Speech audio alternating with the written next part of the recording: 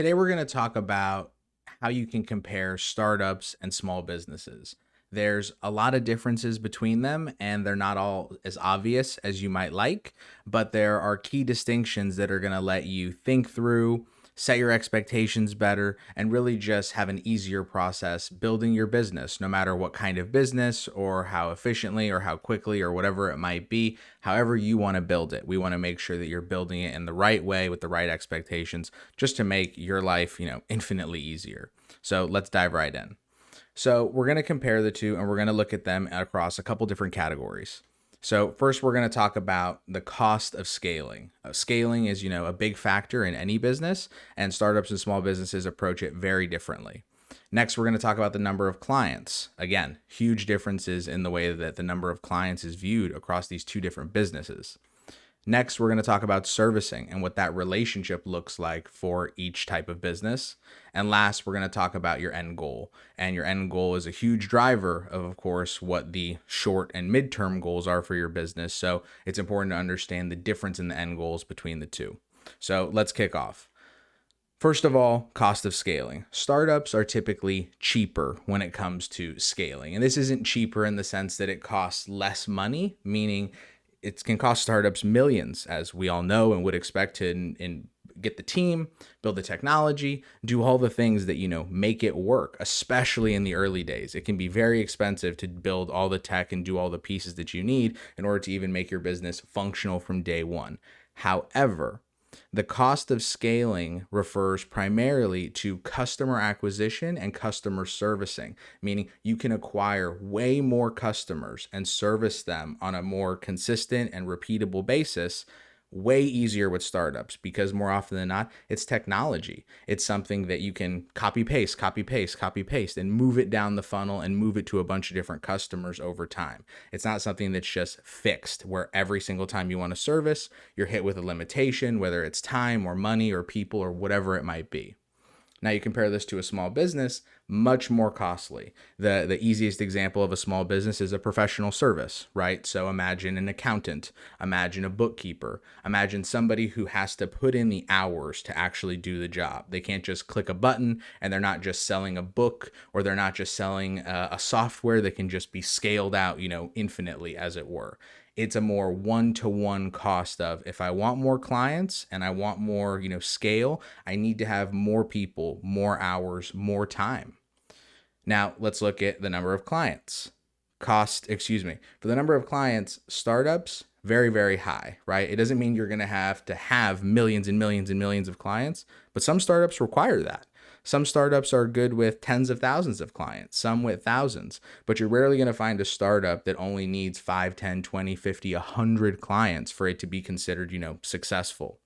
Now you compare that to a small business, a little bit different. You're going to have a much lower volume of clients. Now you could still have 10, 15, 20, 100 clients, and they could be spending millions of dollars, but the volume of clients that you're capable of serving, especially as you look at it with the relationship of, the cost of scaling, much, much lower. So this is, again, the connection point where startups, much cheaper in the sense you can acquire more customers and you're going to have more customers to serve, versus a small business, much more expensive to scale. And you're also going to have, of course, less customers that you're going to be working with inherently because of the scale cost. Now let's talk about servicing. Startups are all about repeatable value. This means, similar to before, copy paste. I can have and deliver the same value or consistent value to a number of clients that fit whatever segment it is that I'm focused on servicing. It's not something that I have to think through every single new client or take the time to onboard every single client, in a very bespoke or custom way. Now, there are some very large enterprise clients that have significant onboarding. They're building these massive systems, whatever it might be. But that's not every startup. And even those startups, once they do the implementation, which of course they're charging a whole lot of money for, so it ends up working out okay, the system is then scalable. The system then is functional in the broader scheme of day-by-day repeatable execution. Compare this to a small business, much more limited. Think of a bookkeeper. Every time a bookkeeper gets a new client, yeah, they might have people that work under them. Yeah, they might have people that help them do kind of the day to day, but they're still involved. Their hours are still needed. Their time is still needed. And it creates a bigger limit on how many people they can service and how repeatable that service is. It's not an automated process. And last but not least, and this is probably the biggest differentiator, is exits and the end goal.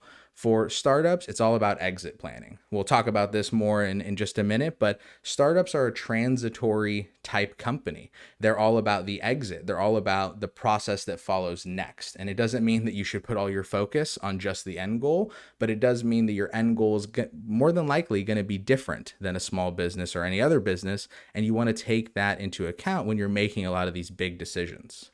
You compare that to a small business, and really the end goal is much more varied and typically more long-term, right? Because yeah, you might sell your business, but your goal probably isn't to sell your business from day one.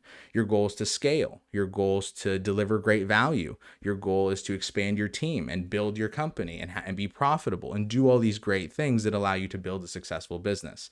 But it doesn't mean that the first thing you're thinking of is, how do I sell this business? How do I build for the sale? And how do I do these different pieces? So, big question, why? Right? So there are differences. We can acknowledge that, but why are there differences? Again, startups are a transitory business. Now, what does that mean? You're not in the state of startup for forever. Startups are either working to fail, unfortunately, they're working to get acquired, or they're working to scale into a big tech company, right? Facebook started as a startup and now is a full-scale, large tech company that will exist and exist and exist probably for years to come, right? That's very different than it just staying small and scrappy and trying to grow and trying to do these things for 5, 10, 20 years. They either get very big, they either get purchased, or they end up, of course, unfortunately failing. Now, this is the whole working for the exit that I mentioned before. For startups, you're typically working for some process that comes. It's the sale. It's the joint venture where a company comes in and buys half your equity and then you scale as a combined business, whatever it might be.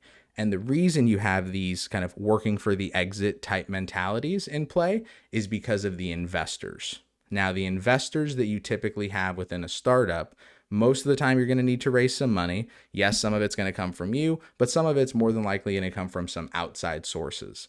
And these investors, typically either angel investors or venture capitalists, have goals. They might like you. They might believe in you. They might think it would be good if your business existed, but they also have a responsibility, whether it's angel investors that are investing for the sake of making money and making a return, or it's venture capitalists who have limited partners, who have people that have invested in their venture capital fund, and then they have a specific investment thesis that they go out and invest in for the sake of delivering returns, right? It's not just a feel-good investment, no matter how much, of course, it would be nice if that were true, and it would be nice if they were just open and able to do whatever, but they're limited by their goals, and that's part of the deal that we make by looking to raise money from these types of people. Now, the reason this is important is because these investors, again, they have a goal to get return on their money. They don't want to put money in an account and let it sit there for 30 years. If they wanted to do that, they would invest in mutual funds. They would invest in the stock market. They would be buying debt or bonds or whatever it might be. They have growth expectations. They want you to move fast. They'd prefer if you didn't break too many things, but they really want you to scale and to get big, because getting big, especially getting big very quickly, is a great way to get purchased, is a great way for somebody to see value, is a great way to find someone that wants to partner in a really meaningful way.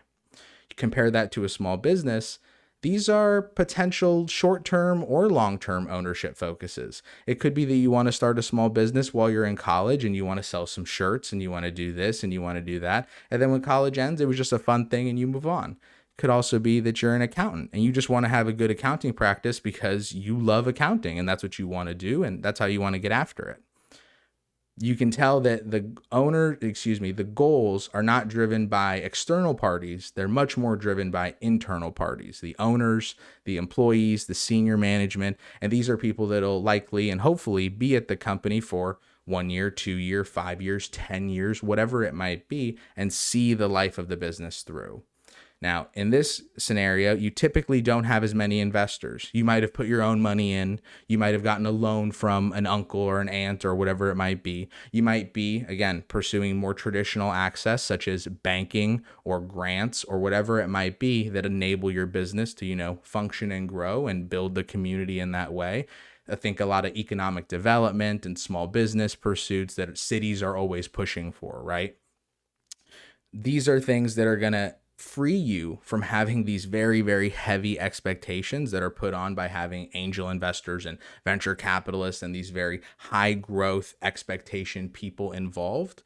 They're going to free you from that. But it's also important to recognize there's a difference there, right? So the bank doesn't invest in you because you're very, very early and they think your product could be amazing. They invest in you because they see a good business, because they think that it'll work, because the financial support, the loan you're looking to get. It's a lot more impersonal to a certain degree, depending on, of course, what type of capital you go with. And then last but not least, of course, your growth expectations inherently are lower, not because you're not trying to grow or scale or achieve 5 or 10% growth month on month, whatever it might be.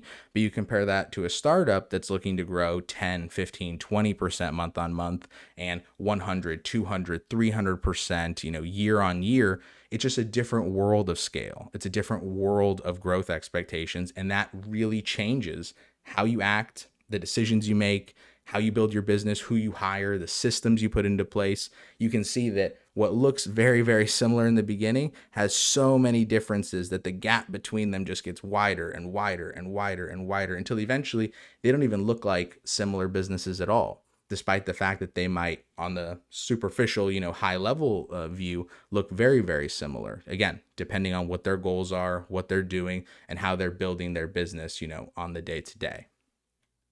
So hopefully this was helpful. Hopefully this gave you a little bit of color on, startups versus small businesses and whatever you want to build. Again, there's no right or wrong way to build something. Well, shouldn't say that, but there's no right or wrong way to determine what type of business you should build. But it's about setting the right expectations, about building intentionally, right? And really aligning the interests of all the people involved, whether it's you, your friends, your employees, your investors, whoever it might be, and just delivering on that value as fully as you possibly can. So thanks for watching. Hopefully you got some good value, and we'll see you in the next video.